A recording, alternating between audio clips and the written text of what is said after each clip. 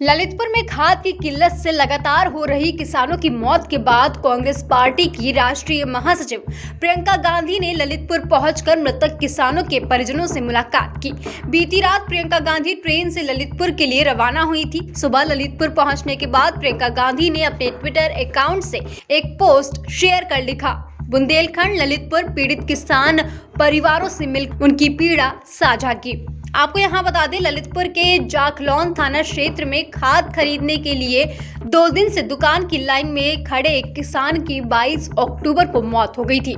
इसके अलावा एक किसान ने खाद न मिलने पर परेशान होकर आत्महत्या कर ली थी, जिसके बाद कांग्रेस ने बीजेपी पर आरोप लगाया कि सभी किसानों ने खेती के लिए भारी भरकम कर्ज लिए थे और सरकार की नीतियों के चलते कर्ज के बोझ तले दबते जा रहे हैं। खाद न मिलना, मुआवजा न मिलना और फसल की बर्बादी से किसानों की समस्याएं लगातार बढ़ती जा रही हैं। परिवार है,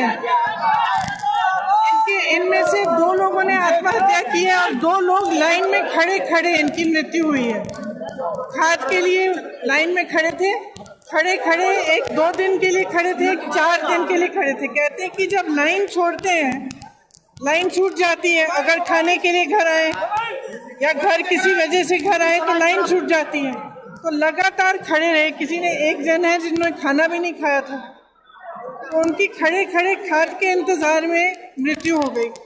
अब एक पूरी सुविधा होती है सरकार की खाद के वितरण के लिए, तो ये तो स्पष्ट है कि ये पूरी तरह से फेल हो गई है। तो फेल क्यों हुई है? क्योंकि जो कालाबाजारी करते हैं वो और अधिकारी और नेता सब साठगांठ कर रहे हैं।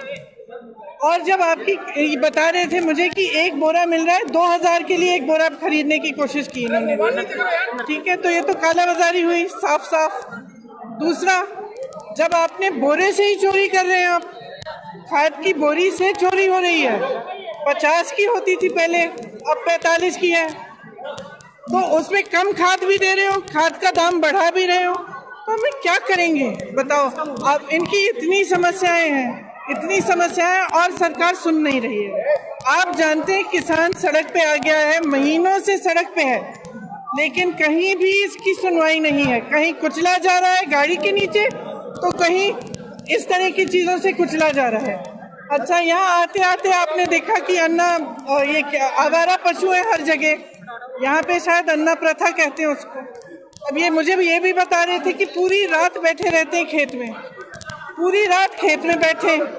यहाँ बारिश हो गई, आखिरी बारिश, कह रहे हैं कि वो तो भगवान की देन थी कि हमारे खेतों में पानी आया।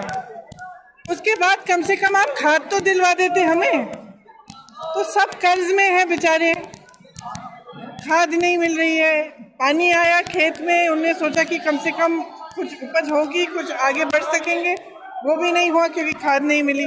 प्रियंका गांधी ने किसानों के परिवारों से मिलकर उनके इस दुख को कम करने की कोशिश करते हुए ललितपुर पहुंचकर सबसे पहले थाना पाली निवासी बल्लू पाल के घर जाकर परिजनों को इस बात पर भरोसा दिलाया कि उनका कर्ज मुक्त कराकर हर संभव मदद की जाएगी। बीजेपी पर हमलावर होते हुए प्रियंका गांधी ने कहा, बोरियों में खाद की मात्रा कम दी जा रही है और दाम बढ़ा दिए गए हैं। किसान क्या करेंगे? उनके पास पहले से ही बहुत सारी समस्याएं हैं, लेकिन सरकार उनकी एक नहीं सुन रही। किसानों को गाड़ियों से कुचला जा रहा है। सरकार ने पूरी तरह से किसानों की अनदेखी की है। ये अकेले केवल ललितपुर के 4 किसानों का मामला नहीं है, ये पूरे बुंदेलखंड का मामला है, जहां किसान बुरी तरह पीड़ित हैं। ललितपुर से माय भारत के लिए ब्रिजेश पंत की रिपोर्ट।